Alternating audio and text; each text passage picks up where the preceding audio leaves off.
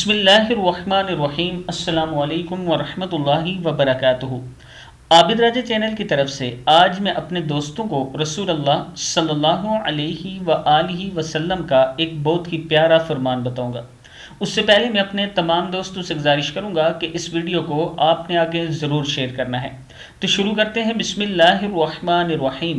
حضرت ارباز رضی اللہ تعالی عنہ رسول اللہ صلی اللہ علیہ وآلہ وسلم کا فرمان بیان کرتے ہیں کہ آپ صلی اللہ علیہ وآلہ وسلم نے فرمایا، میں تو اس وقت سے اللہ تعالیٰ کے ہاں خاتم النبیین لکھا ہوا ہوں جب آدم علیہ السلام ابھی ڈھانچے کی حالت میں مٹی کی صورت میں پڑے ہوئے تھے، اور میں ابھی اپنے معاملے یعنی نبوت کے بارے میں تمہیں بتاتا ہوں۔ میں ابراہیم علیہ السلام کی دعا، عیسیٰ علیہ السلام کی بشارت اور اپنی والدہ کا وہ خواب ہوں جو انہوں نے میری پیدائش کے قریب دیکھا تھا کہ ان کے لیے ایک نور ظاہر ہوا جس سے شام کے محلات ان کے سامنے روشن ہو گئے۔